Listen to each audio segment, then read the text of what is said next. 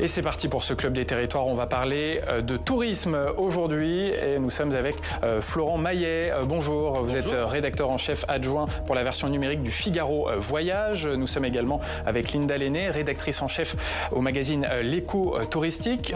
Bonjour, on va parler tourisme et plus précisément du surtourisme, c'est-à-dire de la saturation de certains lieux touristiques, de certains sites naturels qui du coup sont mis en danger et les élus locaux sont obligés de prendre des mesures pour réguler cette fréquentation touristique. Mais d'abord, on va voir l'actualité dans nos régions et plus précisément en Alsace où était Emmanuel Macron hier.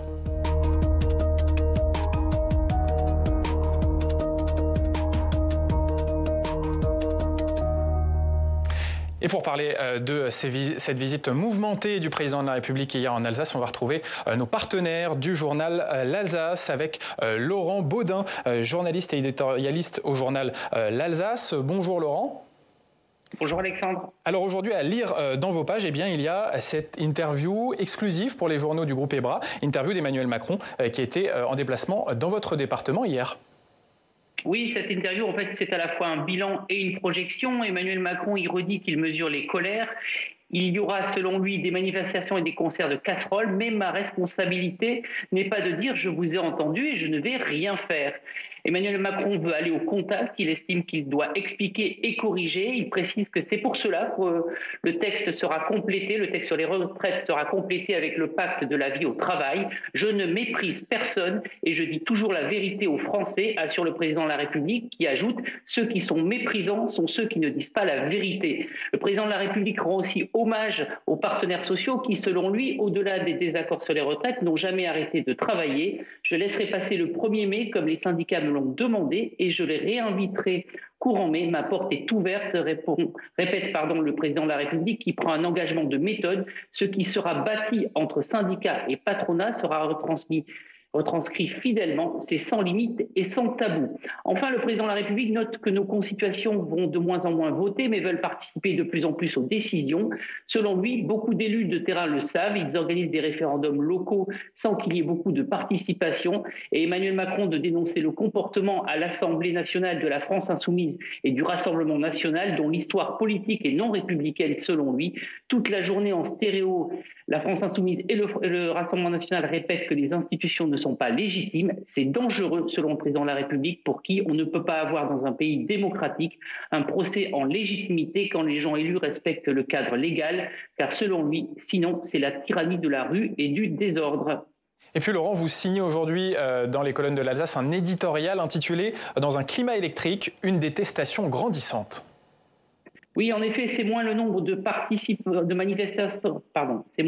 manifestants, somme toute limités, que la détermination de ces gens ordinaires spécialement venus crier leur mécontentement au chef de l'État en Alsace qui interroge. Un inquiétant climat haineux, nourri par la détestation grandissante de la personne du président de la République, est en train de s'installer durablement. C'est la fonction présidentielle qui est abîmée et ce n'est évidemment pas bon pour le pays. Alors évidemment, Emmanuel Macron n'est pas étranger à cette ambiance, il en est même à l'origine à travers un exercice du pouvoir toujours aussi vertical, mais les insultes et les injures, à l'instar de cette accusation de gouvernement corrompu lancée à la face du président de la République hier en Alsace, ont tourné en boucle pour alimenter finalement la chaîne de désinformation concourant aussi à saper les fondements démocratiques. Malsain, ce climat politique haineux est entretenu par des oppositions. La France insoumise souffle effectivement sur les braises, tentant d'entretenir une ambiance insurrectionnelle à travers un procès permanent en légitimité dont au final, seule Marine Le Pen récolte aujourd'hui les fruits. Emmanuel Macron, c'est ce constat qu'il fait dans l'interview qu'il a accordée aux journaux du groupe EBRA et que l'on peut retrouver dans nos éditions papier de l'Alsace, mais aussi sur notre site internet l'alsace.fr. Merci beaucoup Laurent, et justement on va revoir la une du journal L'Alsace aujourd'hui consacrée à cette visite hier d'Emmanuel Macron dans ce département sous les huées des manifestants, avec cette interview à lire d'Emmanuel Macron dans les colonnes de tous les journaux du groupe EBRA, des journaux de l'Est de la France. Merci beaucoup Laurent. On va ouvrir le thème de ce Club des Territoires aujourd'hui. On va parler du tourisme et de la notion de surtourisme. De plus en plus de lieux touristiques en France sont pris d'assaut par les touristes avec une mise en danger de certains sites naturels. C'est le cas par exemple des plages et des falaises d'Étretat en Normandie. Regardez ce reportage de Marion Vigreux. C'est un site majestueux. La plage d'Étretat, ses falaises de craie blanche qui dominent la Manche et son arche de pierre. Des paysages mythiques de la Haute-Normandie. Tellement mythiques que l'année dernière encore, 1,5 million de visiteurs les ont arpentés. En cause, le boom du tourisme local post-Covid, le succès de la série Arsène Lupin ou encore les milliers de publications sur les réseaux sociaux. Une aubaine pour l'économie locale, un désastre pour l'environnement, déjà fragilisé par le recul du trait de côte. Shaimala est une enfant du pays. Elle vit à Étretat et se bat aujourd'hui contre ce phénomène du surtourisme qui, à ses yeux, endommage le milieu naturel. Une des conséquences du surtourisme, c'est la disparition des galets. Les galets, ils sont là pour protéger notre village de la submersion, des inondations, des tempêtes. Les gens ont tendance à prendre ces galets pour juste les exposer chez eux ou parfois même les revendre, alors que c'est interdit, les revendre sur Internet. Les jours pleins, la fréquentation peut atteindre les 10 000 visiteurs. Alors pour préserver le site, quelques aménagements ont eu lieu. Fini le parking en haut des falaises, il faut monter à pied et suivre un sentier unique pour sécuriser les lieux et éviter les piétinements incessants qui ont fait disparaître l'herbe. Mais pour les associations locales, il faut aller plus loin. D'un point de vue de la préservation de l'environnement, ce n'est pas suffisant ce balisage. Il faudrait instaurer une jauge de fréquentation, peut-être par exemple. On pourrait considérer qu'au-delà de 5000 personnes, le village ne serait plus accessible. Si on ne le préserve pas maintenant, je pense qu'il y aura une interdiction à l'avenir. Si la falaise disparaît parce qu'on l'a trop piétinée, plus personne ne pourra en profiter et ça, ce serait vraiment dommage. Autre problématique, ce village de 1200 habitants n'est pas adapté à une telle fréquentation. Pas assez de commerce, pas assez de parking et une vie locale qui se dégrade pour les habitants. Marie-Océane et son mari gèrent l'école de voile de la commune. Arrivés il y a 2 ans, ils ont eu beaucoup de mal à trouver une maison à acheter. Tous les biens qui étaient dans notre type de recherche partaient extrêmement rapidement. Et notamment, on a eu plusieurs fois le cas où on avait des rendez-vous pour des visites et où le bien a été acheté par téléphone le jour même. Donc on n'avait même pas la possibilité de le visiter étant donné qu'il partait et c'était systématiquement pour de l'investisseur qui venait pour en faire du Airbnb. Mais pour les élus locaux, pas question de mettre Étretat sous cloche. Eux veulent miser sur une meilleure répartition des touristes sur l'ensemble de l'année et sur tout le territoire de la Côte d'Albâtre. Que les locaux évitent certains week-ends qui sont extrêmement surchargés. Ils vont faire des parkings en déconcentré, des parkings un peu plus loin. C'est le cas de Saint-Guilhem-le-Désert, c'est le cas du Mont-Saint-Michel. Vous voyez bien qu'ici, on ne peut pas fermer le village d'Étretat. Les entrées sont multiples. Donc ça passe par de la pédagogie. Tous les ans, on a un camion site info qui tourne sur toutes les communes, qui vient donner des bonnes pratiques. Depuis cette année, Étretat fait partie du label Grand Site qui doit garantir un tourisme de qualité. Et ce, alors que dans le même temps, le site de voyage américain Fodor a placé les falaises sur la liste des 10 destinations mondiales à mettre sur pause, car victimes du tourisme de masse. Et voilà pour ce reportage de Marion Vigreux à Étretat. Florent Maillet, cette situation de la commune d'Étretat, ça illustre bien ce phénomène de surtourisme. Est-ce que c'est un phénomène nouveau qui se développe ces dernières années? Non, c'est pas un phénomène nouveau. Je pense qu'il offre un parfait résumé des excès et de ce que peut représenter le surtourisme. Si on essaye de définir le surtourisme, je pense qu'on peut parler d'une croissance excessive d'un nombre de visiteurs et qui a des effets néfastes sur les populations locales ou sur l'environnement. Je pense qu'on est tout à fait dans ce cas de figure sur Étretat. C'est pas nouveau. Néanmoins, depuis le Covid, il y a un effet démultiplicateur et il y a aussi une plus grosse focale de la part des médias, des populations locales, parce que ça entraîne des effets à répétition, notamment les crises des logements. Donc là, on est vraiment dans les effets néfastes pour les populations locales. Et également, on en parle à Étretat, vous vous rappelez de l'histoire des galets, des conséquences pour l'environnement, avec un trait de côte qui recule et accentué par notamment les touristes qui repartent avec des souvenirs. Donc on est vraiment dans un parfait exemple du surtourisme. On va évoquer les différents impacts de ce surtourisme. Linda Lenné, ce n'est pas un phénomène nouveau, mais on peut dire qu'il est vraiment en développement dans les années post-Covid. Alors, ce n'est effectivement pas un phénomène nouveau. Le surtourisme, le thème même de surtourisme existait avant la crise sanitaire et les raisons sont très simples. Si on regarde une trajectoire longue, j'aime bien rappeler les chiffres que donne le sociologue Jean Viard. En 1968, il y avait 60 millions de visiteurs, de touristes internationaux. En 2019, on était à 1,5 milliard. Donc, il y a une croissance assez régulière du tourisme, hormis les années Covid. Ça, c'est le premier point. Ensuite, il y a un effet de concentration, c'est-à-dire qu'on a pour coutume de dire que 95% environ des touristes vont sur 5% des territoires. Donc, malheureusement, le site d'Étretat en est l'exemple type.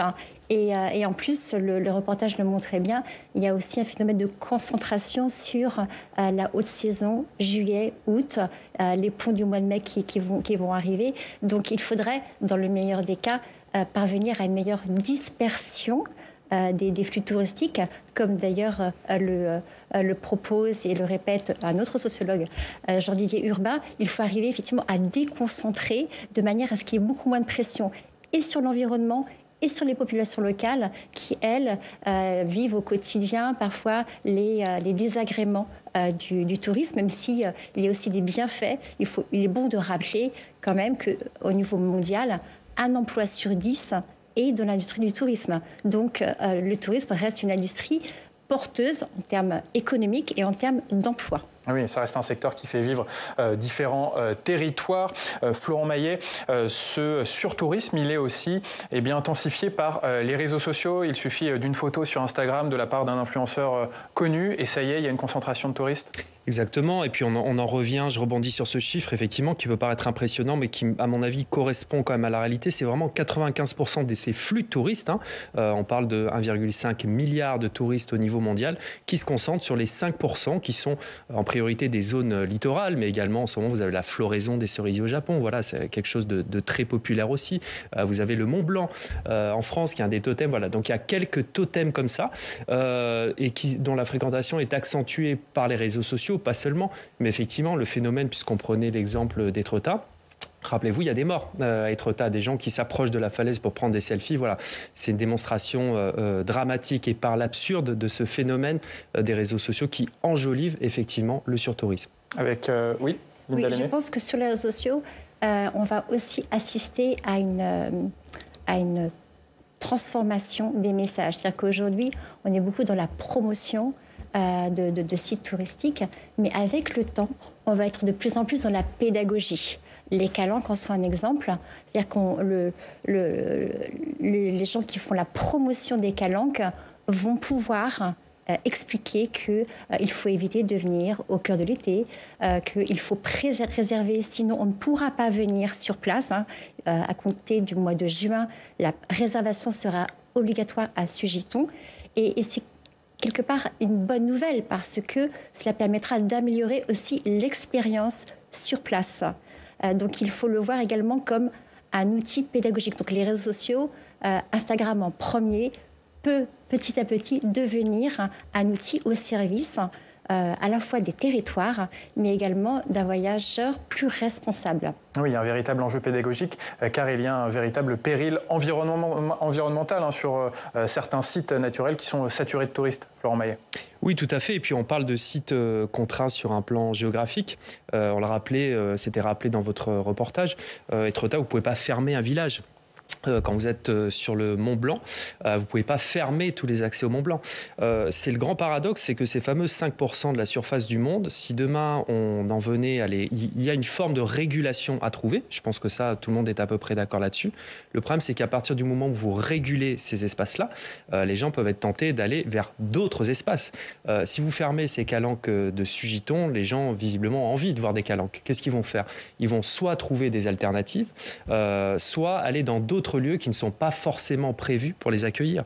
Donc effectivement, il y a tout un travail de pédagogie. La pédagogie, peut-être qu'elle doit aller jusqu'à indiquer à ces gens quels sont, entre guillemets, les plans B. On va voir les mesures qui sont prises par les élus sur ces sites pour essayer de réguler ce surtourisme. Quels sites en France, Audrey, prennent ce type de mesures ? Alors je vais vous emmener faire un petit tour de France car vous l'avez dit, la problématique du surtourisme touche de nombreux sites sur notre territoire, du Mont-Saint-Michel au Mont-Blanc, en passant par les Calanques à Marseille ou alors les Bouches de Bonifacio en Corse. À chaque site, sa tentative de solution. QR code justement dans les Calanques de Marseille. Comme au musée, il faut avoir fait sa réservation à l'avance pour certaines calanques. Écoutez. L'accès à cette calanque est désormais soumis à un permis de visite, à une réservation, avec effectivement des points de filtrage aux 2 entrées de la calanque. Donc ici, celle de la piste de Luminy et de l'autre côté, celle du sentier venant de Morjoux. Il en va de même aussi pour le Mont Blanc, pour l'ascension. Si on veut monter jusqu'en haut, il faut avoir fait une réservation dans l'un des refuges. Le bivouac est interdit parce qu'après, il y a des problèmes aussi de danger mortel quand on fait une ascension et qu'il y a trop de monde sur ces pistes d'ascension. Et Audrey, est-ce qu'il y a d'autres méthodes qui sont utilisées pour protéger ces sites exceptionnels? Oui, les quotas, comme dans la réserve naturelle des Bouches de Bonifacio. Et pour cause, dans les années 70, il y avait 400 visiteurs par an. Aujourd'hui, tenez-vous bien, presque 300 000 visiteurs chaque année dans un site qui est pourtant extrêmement fragile. Alors, l'Assemblée de Corse a fixé un quota. La fréquentation est limitée à 2000 personnes par jour.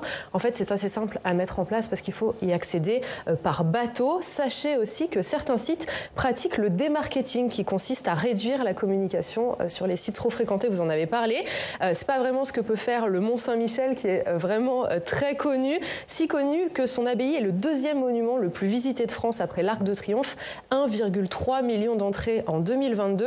Alors la solution qui va être choisie, c'est d'afficher la fréquentation du site en temps réel sur le site internet pour informer les visiteurs quand un seuil important est dépassé et pour essayer d'étaler en fait la fréquentation sur le site. Merci beaucoup Audrey. Linda Lenné, on le voit, il y a toute une palette de solutions qui sont utilisées pour essayer de contrer ce phénomène de surtourisme et notamment tout simplement la réservation pour aller sur un site touristique. Exactement.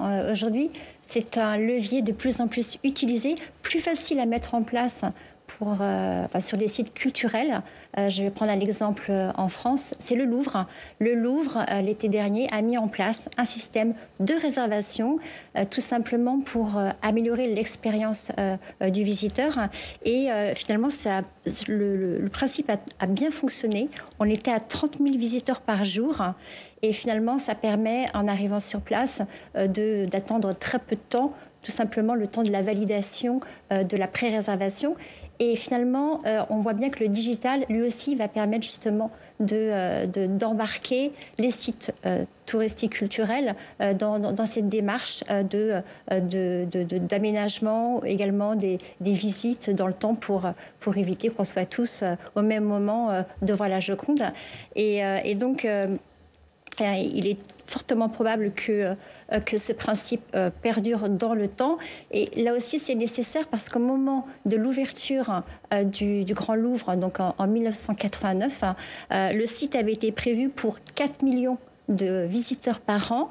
Et là, tenez-vous bien, avant la crise du Covid, on était déjà à 10 millions de visiteurs. Donc on voit bien que parce qu'il y a une croissance donc des flux touristiques et une croissance démographique, les sites culturels vont devoir petit à petit aménager leurs entrées avec des outils digitaux. Ce n'est pas totalement nouveau. Depuis maintenant très longtemps, des sites qui sont très fréquentés ont déjà adopté ce type de solution. Je pense à l'Alhambra, par exemple, en Espagne. Ça fait très longtemps que si vous n'avez pas réservé, si vous n'avez pas anticipé, malheureusement, vous risquez de passer à côté de ce petit joyau. Florent Maillet, c'est inévitable. On va mettre de plus en plus en place ce système de réservation pour les lieux touristiques et pour les sites naturels. Ça semble effectivement inévitable. C'est la démonstration qu'en réalité, on agit sur l'aval. C'est-à-dire que finalement, on acte le fait qu'on vit aujourd'hui dans une société de loisirs. Les gens partent, les gens ont envie de partir. Partir, voyager est associé à une forme de bien-être. Alors on dit, voilà, sur certaines périodes de vacances, qui ont tendance d'ailleurs à croître, on est sur une année de pont. Donc beaucoup de gens ont l'intention de partir, restreignent même les achats alimentaires pour dédier cette partie-là aux achats de loisirs. Donc les gens partent. Et sur ce volume de gens qui partent, on dit effectivement, vous allez partir, mais pas comme avant. Il va falloir vous organiser, il va falloir réserver avant, il va falloir organiser votre voyage de manière différente, ce qui est une approche complètement contradictoire avec l'esprit premier, qui était finalement de dire... Partez, posez-vous quelque part et puis organisez vos activités. Voilà. Aujourd'hui, ça devient beaucoup plus difficile de s'organiser de la sorte pour une visite au musée, pour parfois une réservation au restaurant. Je pense qu'on l'a tous vécu. Aujourd'hui, il faut s'y prendre beaucoup plus tôt. Donc c'est une manière qui est complètement différente d'envisager son voyage, beaucoup plus encadrée et avec visiblement beaucoup moins de liberté. Donc ça change les pratiques touristiques. Il y a une autre solution qui est utilisée face à ces saturations de certains sites touristiques, c'est ce qu'on appelle le démarketing et des élus qui finalement font la promotion pour ne pas venir sur les sites touristiques de leur territoire. Et vous croyez à cette solution, Linda Lenné ? Alors je pense que c'est une solution pour finalement parvenir à une cohabitation harmonieuse entre les touristes et les locaux. On voit bien que depuis quelques mois, quelques années, il y a une tension croissante entre ces deux populations, alors qu'elles ont tout intérêt à s'entendre au quotidien. Donc le démarketing, ça peut être justement une façon d'éviter, comme on le disait dans le reportage, que demain certains sites soient totalement inaccessible parce qu'on sera arrivé à un point de rupture. Il y a un exemple à l'étranger, en Thaïlande. Vous vous souvenez sans doute de ce fameux film La plage. Donc c'est à Maya Bay.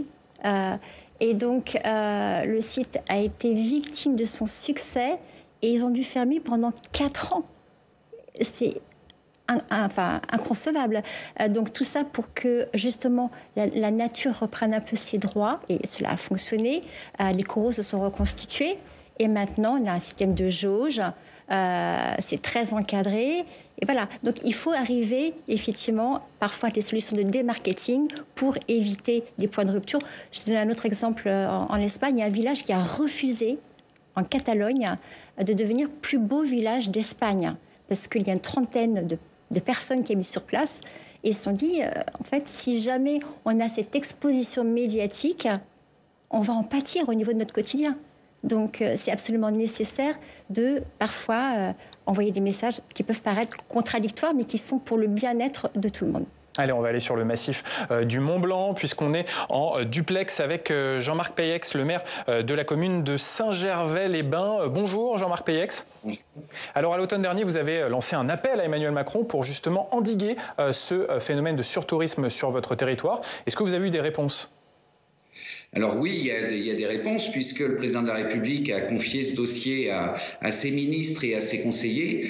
Je pense qu'il est effectivement temps que l'État reprenne la main et fixe les règles, c'est-à-dire que l'État dise une chose qui est très simple. Il y a des sites qui sont surfréquentés, comme vous l'avez dit.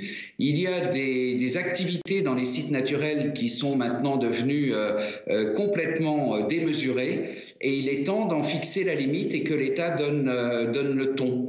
Ensuite, il faut que sur les territoires, le préfet et les élus locaux appliquent cette philosophie pour éviter justement qu'on arrive à des dérives telles que vous les avez décrites. Et aujourd'hui, c'est le vrai souci, c'est d'agir avant qu'il ne soit trop tard. Et justement, sur le site du massif du Mont-Blanc, quelles mesures sont mises en œuvre pour éviter la saturation touristique ? Vous savez, il ne faut pas croire que la pédagogie fonctionne encore. La pédagogie, c'était avec les anciens touristes. Les nouveaux touristes, ce sont des zappeurs, des consommateurs d'un jour, et ils s'en fichent pas mal de l'image qu'ils laissent derrière eux, puisqu'ils ne reviendront jamais. Donc, si vous voulez, la pédagogie, tout le monde est d'accord, mais pour les autres, et certainement pas quand les gens vont fréquenter ces sites. Donc, il n'y a qu'une mesure, c'est la régulation, c'est l'encadrement, et c'est dire ce que l'on veut faire de nos sites. Il ne faut pas attendre qu'ils soient détruits et que plus personne puisse en profiter. Il faut au contraire qu'on définisse des règles, qu'on définisse parfois des quotas, qu'on définisse des cadres d'utilisation, qu'on puisse lever le pied quand on est dans la nature parce que la nature est dans un état de souffrance comme l'année dernière, et qu'on ne continue pas à faire des courses de montagne, à faire des choses qui ignorent complètement l'état de l'environnement ou l'état de la ville. Donc, il est urgent que les élus prennent leurs responsabilités et qu'ils soient moteurs pour éviter justement que tous nos sites touristiques ne soient demain dévastés parce qu'il y aura eu un effet de mode, il y aura eu des gens qui seront venus parce que les médias auront vanté tel ou tel site ou les réseaux sociaux. Mais les médias font exactement le même travail qui est négatif, c'est-à-dire qu'en valorisant un site dans le Figaro ou dans d'autres titres, eh bien, il est évident que vous avez plein de touristes qui sélectionnent ce site parce qu'on aura parlé de lui et parce qu'il faut que son image personnelle soit associée à l'image du site. Et la problématique d'Instagram, du sommet du Mont Blanc, c'est exactement ça. Et justement, sur le sommet du Mont Blanc, on comprend bien votre appel à une régulation des flux touristiques, mais est-ce qu'il y a des mesures concrètes qui sont mises en œuvre? Oui. Alors nous, on l'a mis en œuvre. On a le président de la République a sauvé le Mont Blanc en 2020 en faisant faire un arrêté de protection des habitats naturels. Et aujourd'hui, la fréquentation du Mont Blanc est limitée à la capacité des refuges. Mais après tout, on n'a rien inventé, puisque vous ne montez pas dans un avion quand il n'y a plus de place ou quand vous n'avez pas de réservation. Vous n'allez pas dans une chambre d'hôtel quand elle est occupée. Donc nous n'avons fait au travers de cet arrêté qu'appliquer le bon sens, ou plutôt le faire revenir. Et alors concrètement, comment ça marche? C'est un système de réservation dans les refuges? Il y a un système de réservation, comme pour un avion, c'est-à-dire que vous réservez votre place, et puis s'il n'y a pas de place, il faut différer votre ascension. Mais on est dans un milieu naturel, il peut y avoir aussi plein d'autres choses. Le mauvais temps, et vous perdrez votre place. Et vous ne reviendrez pas le lendemain, puisqu'il faudra une nouvelle réservation.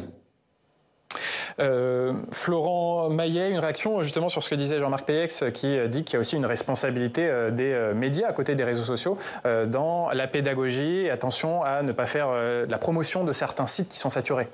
Deux réactions. La première, c'est une réaction, je trouve que les élus locaux semblent un peu livrés à eux-mêmes. On est quand même dans un pays, on l'a rappelé tout à l'heure, avec des chiffres très importants qui concernent le tourisme. C'est 8% du PIB français, c'est plus de 2 millions d'emplois indirects. Et des sites, Saint-Gervais, c'est le deuxième site de montagne de France après Chamonix, avec le plus grand bureau des guides et un site connu mondialement pour l'alpinisme. Donc Chamonix ou Saint-Gervais attirent des alpinistes, c'est pas très étonnant. Ce qui est étonnant, c'est de se dire que finalement, ces maires sont amenés à prendre des mesures locales. La question, c'est mon deuxième point, est-ce que ces gens qui ne peuvent pas venir, ce serait intéressant de savoir si au 20 avril, d'ailleurs, il reste des places dans les refuges. Je serais très curieux de connaître votre réponse. Est-ce que ces gens qui ne peuvent pas venir au Mont Blanc ne vont pas se déporter vers d'autres sites? Est-ce que vos voisins de la Vanoise ou des Écrins, ne vont pas prendre ces vagues de visiteurs? Est-ce qu'il ne va pas y avoir des conséquences sur vos collègues d'autres territoires adjacents? Alors je vais répondre simplement non, parce qu'en fait les gens cherchent à briller. Vous avez eu 2 youtubeurs qui ont voulu mettre une tente sur le Mont Blanc au mois d'octobre dernier pour faire sur les réseaux sociaux un buzz. Mais ils s'en fichent pas mal. Ils vont pas aller sur un sommet de Vanoise ou à Saint-Gervais sur le Mont Joli. Ils vont aller sur le Mont Blanc parce qu'il n'y a plus que le Mont Blanc. C'est-à-dire que notre société touristique aujourd'hui, elle se résume à des spots. On ne va plus découvrir un pays, on va découvrir ses pépites. Et ça, c'est vrai que l'ensemble de ceux qui font de la communication est responsable. Que ce soit les médias, que ce soit les politiques de marketing ou de communication des collectivités, que ce soit les réseaux sociaux, on est responsables tous, c'est collectif. Personne ne doit être montré du doigt. Mais c'est vrai que les gens aujourd'hui ne font plus rien d'autre que ce qui les fait briller et ce qui permettra de dire « j'étais à tel endroit parce qu'il est connu », mais d'aller dans un endroit qui n'est pas connu, mais ça n'intéresse plus personne aujourd'hui.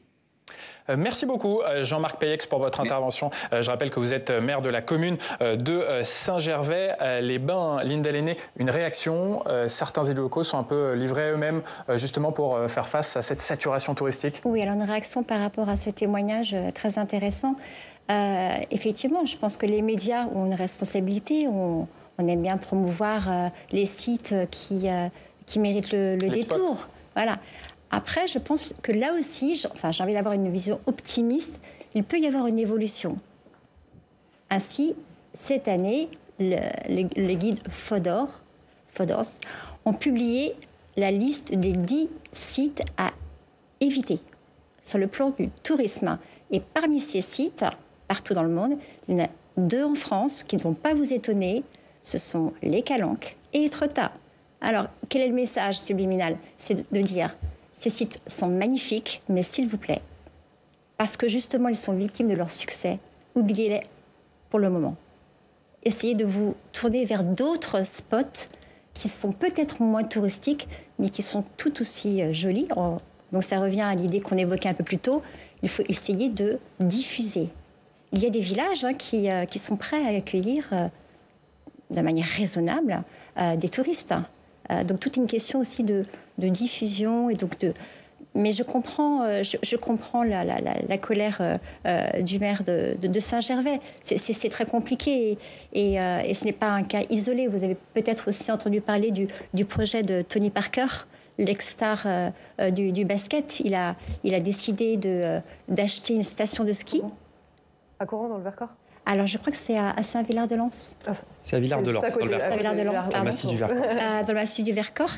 Et donc, il a l'intention, il a le projet de construire un complexe touristique très important de 900 lits. Et là aussi, alors le maire visiblement appuie plutôt le dossier, mais là, ce sont les habitants qui disent « mais ce projet-là, aujourd'hui, il est démesuré par rapport justement à notre village. » Donc, il faut entendre les élus, il faut entendre les habitants, il faut effectivement être plus dans la consultation parce qu'il y a une question d'acceptabilité sociale du développement touristique. Florent Maillet, un dernier mot rapidement pour conclure. L'enjeu, c'est la pédagogie et l'écoute aussi des habitants sur place, sur ces sites. Oui, le terme d'acceptabilité me semble tout à fait correspondre à la réalité. Acceptabilité, puis j'ai envie de dire paradoxe, parce que quelque part, ces communes, ces maires en vivent. Ils vivent des taxes payées. Les acteurs dont on parle font vivre les gens et permettent de maintenir une activité dans les villages. Et à ce moment-là, il faut trouver autre chose. Je pense qu'aujourd'hui, tout le monde est d'accord pour dire que le tourisme est important et nécessaire, qu'il faut mieux le réguler, mais peut-être mieux le coordonner au niveau national, apporter des réponses uniformes. Merci à tous les deux d'être venus parler de ce phénomène de surtourisme dans ce club. Vous restez avec nous, on va voir ce qu'il y a à la une de nos quotidiens régionaux.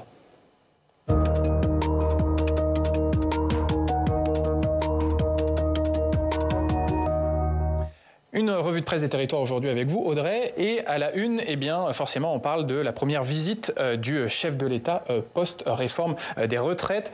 Ça fait la une de beaucoup de quotidiens régionaux. Oui, premier bain de foule sous les huées et les concerts de casseroles. Alors la dépêche du midi s'interroge, peut-on parler d'un retour impossible? Pas pour le chef de l'État qui a affirmé hier à une manifestante. Ce n'est pas la première fois que j'entends des gens qui râlent après moi. J'ai connu bien pire. En marge de son déplacement, Emmanuel Macron a répondu aussi aux questions des journaux du groupe EBRA, une interview dans laquelle il réaffirme ne mépriser personne, toujours dire la vérité aux Français. Le président qui veut tout de même changer de séquence. Je mesure les colères, mais je dois agir. Ce sont les mots retenus par le Progrès. Et puis, les chantiers à venir, parmi les chantiers à venir, il y a celui de l'éducation. Nouveau déplacement aujourd'hui pour le président de la République sur ce thème. Ce sera à Ganges, au nord de Montpellier, nous rapporte Midi Libre, qui a déjà sondé quelques habitants. Plutôt contents de cette visite du chef de l'État qui se fera donc sur le thème de l'éducation, mais ils ont aussi prévu de lui parler de la fermeture de la maternité à proximité, du sentiment de déclassement, de la pauvreté. Vous le comprenez, des échanges qui pourraient être une nouvelle fois assez tendus. Et parmi les dossiers inflammables du moment, il y a aussi les fameuses ZFE, les zones à faible émission dans les villes. Oui, et c'est le dossier de Sud-Ouest. Aujourd'hui, il s'agit d'interdire les véhicules les plus polluants dans les 43 métropoles de plus de 150 000 habitants. Celle de Bordeaux en fait partie. Elle se pliera à la loi, mais sans enthousiasme, parce que parmi les élus, personne n'est d'accord. Le maire de Bordeaux, Pierre Urmic, qui est pourtant écologiste, n'est pas pour. Il a le sentiment d'être laissé à l'abandon par l'État en rase campagne pour défendre une mesure qui est compliquée à faire entendre, parce que les véhicules les plus polluants, ce sont en général des personnes qui les possèdent, qui n'ont pas les moyens de changer de véhicule. Voilà. Merci beaucoup. Merci beaucoup, Audrey, pour cette revue de presse régionale. Merci à tous les deux d'avoir participé à ce club. Linda Lenné, on va regarder la une de l'éco-touristique qui est consacrée aux enjeux de l'e-tourisme, le tourisme sur Internet. C'est la fin de cette émission. On se retrouve demain. Dans Bonjour chez vous, on recevra Gilles Boyer, le député européen. Son roman politique à suspense, écrit avec Édouard Philippe, est adapté en bande dessinée. À 18h ce soir, dans Sens Public, vous retrouverez Thomas Hugues. Merci de nous avoir suivis et très bonne journée sur Public Sénat.